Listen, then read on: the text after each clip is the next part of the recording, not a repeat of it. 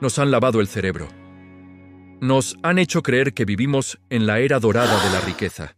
Miras a Jeff Bezos o Elon Musk con sus cohetes y sus aplicaciones y piensas que son los reyes del universo financiero.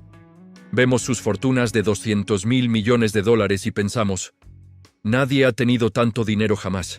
Es mentira, es una ilusión óptica del presente. El verdadero dueño del juego vivió hace más de un siglo, sin internet, sin ordenadores y sin algoritmos. Su nombre era John D. Rockefeller. Si ajustamos su fortuna a la inflación actual, su patrimonio superaría los 400.000 millones de dólares. Para que entiendas la escala, Rockefeller podría comprar Amazon, quebrarla por diversión y seguir siendo más rico que tú y que yo juntos. No construyó una empresa. Construyó un monopolio tan brutal, Standard Oil, que controlaba el 90% de todo el petróleo de Estados Unidos. Era tan poderoso que el gobierno no pudo competir con él. Tuvo que inventar leyes nuevas solo para detenerlo. Pero aquí está el dato que la mayoría de los gurús de negocios ignoran. Todo el mundo piensa que Rockefeller se hizo rico porque tuvo suerte encontrando petróleo. Piensan que fue un minero con fortuna. Falso. De hecho, Rockefeller odiaba el riesgo de la perforación. Llamaba a los buscadores de petróleo tontos con suerte. Él no se hizo el hombre más rico de la historia moderna cavando agujeros en el suelo. Lo hizo usando un sistema de control y eficiencia que es matemáticamente perfecto. Un sistema que, irónicamente, los gigantes tecnológicos de hoy están copiando en secreto. Hoy no vamos a ver un documental de historia. Vamos a deconstruir la ingeniería detrás del monopolio más grande de todos los tiempos. Vamos a ver cómo un hijo de un estafador sin dinero hackeó el capitalismo y cómo puedes aplicar sus 3 principios despiadados para dejar de jugar a la suerte y empezar a construir un imperio real. Bienvenido a la verdadera historia de Standard Oil. Romper el mito con sistema. El análisis profundo. Introducción al análisis. El jugador contra el casino. La mayoría de la gente piensa en la fiebre del petróleo como una época de oportunidades ilimitadas. La realidad es que fue un cementerio financiero. En 1859, cuando se descubrió petróleo en Titusville, Pensilvania, miles de hombres vendieron sus granjas y casas para comprar una parcela de tierra y taladrar. Era una lotería. Si encontrabas petróleo, eras rico por una semana. Pero luego el precio se desplomaba porque todos encontraban petróleo al mismo tiempo. El barril pasaba de valer $10 a 10 centavos en cuestión de días. Era un mercado de caos, volatilidad y bancarrota. John D. Rockefeller, con apenas 24 años, observó este caos desde Cleveland, y aquí es donde su mente estratégica se separó del resto. Él entendió algo que el 99% de los emprendedores modernos olvidan. La fiebre del oro es para los tontos. El negocio real está en controlar el cuello de botella. Rockefeller identificó que el problema no era sacar el petróleo, sino refinarlo para que fuera útil, convertirlo en queroseno para lámparas y transportarlo al cliente final. Así nació el sistema Standard Oil, una máquina diseñada para eliminar la suerte de la ecuación. Vamos a desglosarlo en sus 3 fases maestras, porque cada una es una lección de dominación de mercado. Fase 1. Control logístico y la ventaja injusta. El primer pilar de su sistema fue entender que el petróleo sin transporte no vale nada. En aquella época, el petróleo se movía en barriles de madera sobre carretas tiradas por caballos o en barcazas por ríos inestables. Era lento y caro. Rockefeller se instaló en Cleveland, no en los campos petroleros. ¿Por qué? Porque Cleveland tenía acceso estratégico a 2 grandes líneas de ferrocarril y al lago Erie. Pero aquí viene la jugada maestra, la que hoy sería ilegal, y que se conoce como la conspiración de los reembolsos, rebates. Rockefeller no solo negoció descuentos por volumen, algo estándar en los negocios. Él hizo algo mucho más siniestro y brillante. Fue a los dueños de los ferrocarriles, como Cornelius Vanderbilt, y les propuso un trato. Te garantizo 60 vagones de petróleo diarios, llenos, todos los días, sin falta. A cambio, me das un descuento masivo. Pero la segunda parte del trato era el secreto. Por cada barril de petróleo que mis competidores envíen en tus trenes, tú me vas a pagar una comisión a mí. Piénsalo un segundo. Si tú eras competidor de Rockefeller y pagabas $1 por enviar tu petróleo, Rockefeller no solo pagaba 50 centavos, sino que recibía 20 centavos de tu dólar. Esto creó un bucle de retroalimentación positiva indestructible. Cuanto más petróleo vendían sus competidores, más dinero ganaba Rockefeller. Él convirtió los costos operativos de su competencia en su propia fuente de ingresos. En el mundo moderno, esto es el equivalente a que Amazon cobrara una comisión cada vez que alguien compra en una tienda de Shopify. Es el control total de la infraestructura. Fase 2. Eficiencia vertical y la economía de la basura. Mientras asfixiaba a la competencia con los trenes, Rockefeller obsesionó su mente con los costos internos. Su filosofía era: ahorra en los centavos y los millones se cuidarán solos. En la década de 1870, las refinerías eran ineficientes. De un barril de petróleo crudo, solo podían extraer alrededor del 60% de queroseno vendible. El otro 40% era lodo, alquitrán y nafta. ¿Qué hacían los competidores? Tiraban ese 40% a los ríos de Cleveland.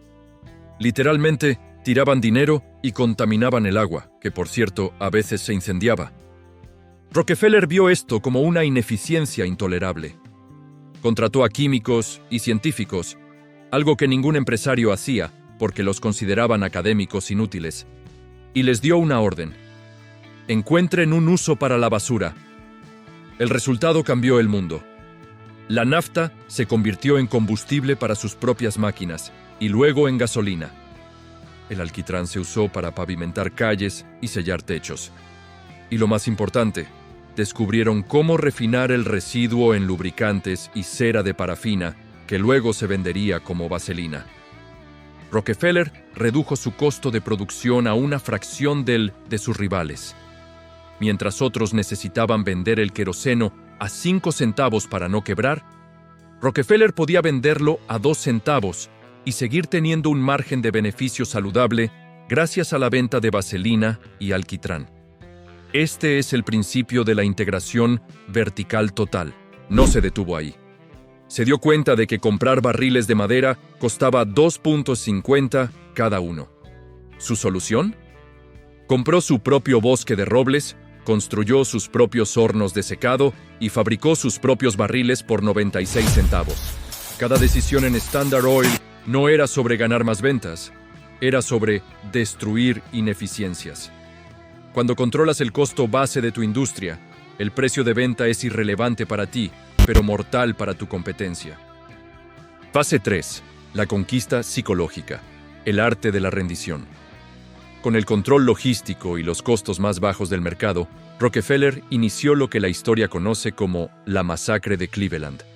En 1865, había 26 refinerías principales en Cleveland. En menos de 4 meses, Rockefeller fue dueño de 22 de ellas. Pero no lo hizo con violencia tipo mafia, ni con adquisiciones hostiles públicas. Lo hizo con terror matemático. Su táctica era simple. Invitaba a un competidor a su oficina. No lo amenazaba. Simplemente abría sus libros contables, el libro sagrado de la empresa, y se los mostraba. Les dejaba ver sus costos de transporte, sus costos de barriles, sus márgenes por la venta de sus productos. El mensaje era silencioso, pero ensordecedor. Puedo vender mi petróleo por debajo de tu costo de producción durante 10 años seguidos sin perder dinero. Tú quebrarás en 3 meses. Véndeme tu empresa ahora a un precio justo. Te daré acciones de Standard Oil y te haré rico. O compite contra mí y te aplastaré hasta que no valgas nada. No era arrogancia. Era una realidad objetiva. La mayoría de los competidores inteligentes vendieron. Los que se resistieron fueron aniquilados cuando Rockefeller bajó los precios en sus regiones específicas hasta un 80%, subsidiando esas pérdidas con las ganancias de otras regiones, una táctica llamada predatory pricing. Rockefeller no compraba empresas, compraba talento y eliminaba variables. Al darles acciones de Standard Oil a sus antiguos rivales, los convertía en socios. consolidó a las mentes más brillantes de la industria bajo un solo techo, todos remando en la misma dirección porque sus fortunas dependían del éxito del monopolio. Cierre del análisis. La estructura del trust. Para 1880, Rockefeller controlaba el 90% del petróleo de Estados Unidos. Pero había un problema. Las leyes estatales prohibían que una empresa de Ohio fuera dueña de propiedades en otros estados. Para burlar esto, sus abogados crearon una nueva entidad legal, el trust. Standard Oil no era una sola empresa, era una empresa de empresas. Un consejo de administración central en Nueva York que controlaba las acciones de docenas de compañías fantasmas en cada estado. Esto no fue solo un truco legal, fue la invención de la corporación moderna tal como la conocemos. En resumen, el sistema Rockefeller no fue suerte. Fue controlar el flujo, logística y trenes. Monetizar el desperdicio, eficiencia radical. Absorber la competencia mediante superioridad financiera, consolidación. Mientras todos buscaban oro negro, Rockefeller construyó la máquina que lo procesaba. Y esa máquina era tan perfecta que incluso después de muerto sigue siendo el modelo base de gigantes como Amazon, Google y Apple. Aplicación práctica. Los pasos. Ahora sé lo que estás pensando.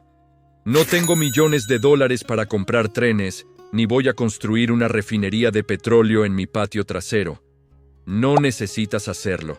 La economía ha cambiado, pero la física del dinero sigue siendo la misma. Rockefeller no inventó el petróleo, inventó la captura de valor.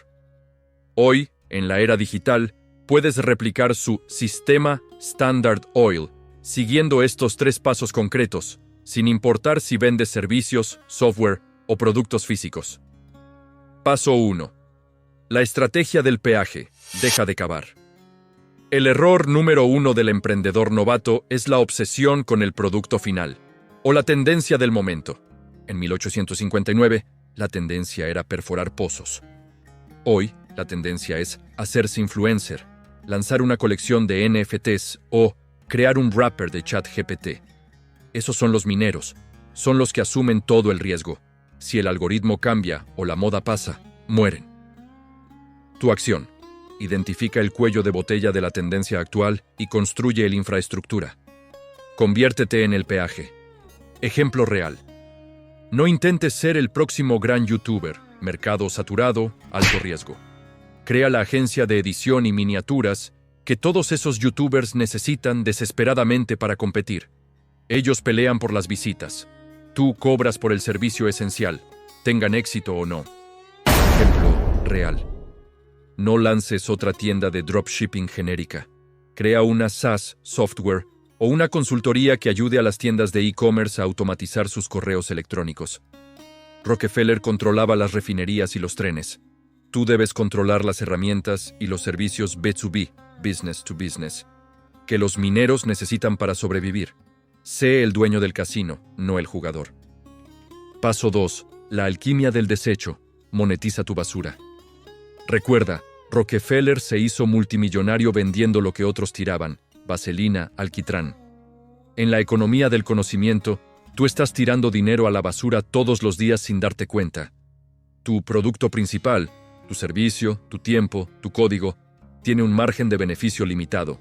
Pero tus subproductos tienen un margen del 100% porque ya los has creado. Tu acción. Audita tu flujo de trabajo y empaqueta tus residuos digitales. Si eres consultor o coach, cada vez que resuelves un problema para un cliente, estás creando una solución. No la uses una sola vez. Graba el proceso, anonimiza los datos y véndelo como una plantilla, guía o minicurso. Estás vendiendo el alquitrán de tu negocio principal. Si eres programador o diseñador, ¿cuántos bocetos, líneas de código o componentes de UI has descartado o guardado en una carpeta? Empaquétalos y véndelos en marketplaces de activos digitales. Si tienes una agencia, vende tus SOPs, procedimientos operativos estándar. Vende la estructura interna de cómo contratas o cómo gestionas proyectos. El objetivo es que tu costo de producción sea cero, porque es un subproducto de tu trabajo real. Eso te permite competir en precios, y destruir a rivales que solo tienen un flujo de ingresos. Paso 3. Guerra de datos. El CAS versus LTW. Rockefeller ganaba porque sabía exactamente cuánto le costaba un barril, hasta la milésima de centavo. Sus competidores operaban por intuición. En el marketing digital hoy, esto se traduce en una sola ley inmutable. Quien puede permitirse pagar más para adquirir un cliente, gana el mercado. La mayoría de los pequeños empresarios tienen miedo de gastar en publicidad, ads, porque no conocen sus números. Gastan $50, no ven ventas inmediatas y apagan la campaña. Eso es pensar como un minero pobre. Tu acción. Debes obsesionarte con 2 métricas. CAC, costo de adquisición de cliente. ¿Cuánto me cuesta realmente traer a una persona nueva? LTV, valor de vida del cliente. ¿Cuánto dinero me va a dejar esa persona en los próximos 12 meses, no solo hoy?